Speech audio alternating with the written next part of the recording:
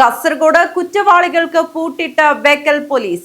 നിരവധി ക്ഷേത്ര മോഷണ കേസുകളിലെയും പെരിയ കവർച്ചാ കേസിലെയും പ്രതികൾ പിടിയിൽ.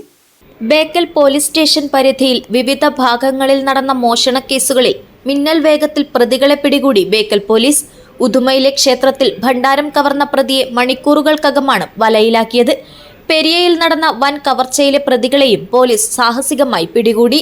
ഉദുമ കൊങ്കിണിവളപ്പിൽ അമ്പലത്തിൽ നടന്ന ഭണ്ഡാരം മോഷണക്കേസിലെ പ്രതിയായ ഉദുമ മാർക്കറ്റ് റോഡ് സ്വദേശി സജിത്ത് KV എന്ന കുളിയൻ സജിത്താണ് അറസ്റ്റിലായത്. ഫെബ്രുവരി 27-നും മാർച്ച് 1-നും ഇടയിൽ അമ്പലത്തിന്റെ വരാന്തയിൽ സൂക്ഷിച്ചിരുന്ന ഭണ്ഡാരമാണ് പ്രതി കവർന്നത്. ബേക്കൽ സബ് ഇൻസ്പെക്ടർ വിനോദ് കുമാർ Kയുടെ നേതൃത്വത്തിലുള്ള പോലീസ് സംഘമാണ് പ്രതിയെ പിടികൂടിയത്. പ്രതിയെ വിശദമായി ചോദ്യം ചെയ്ത ശേഷം കോടതിയിൽ ഹാജരാക്കി റിമാൻഡ് ചെയ്തു. കഴിഞ്ഞ ഫെബ്രുവരി 7-ന് പെരിയ നാലക്രയിലെ ഗോപാലകൃഷ്ണന്റെ വീട്ടിൽ നിന്ന് 6.25 പവൻ സ്വർണ്ണാഭരണങ്ങളും 1 ലക്ഷം രൂപയും കവർന്ന കേസിലെ പ്രതികളെയാണ് പോലീസ് തന്ത്രപരമായി പിടികൂടിയത്. പാലക്കാട് അയിലൂർ കുളക്കൽ പറമ്പ് സ്വദേശി ജലീൽ, ആലമ്പാടി മുണ്ടോൾ ഹൌസിലെ അബ്ദുൾ ലത്തീഫ് എന്നിവരാണ് പിടിയിലായത്.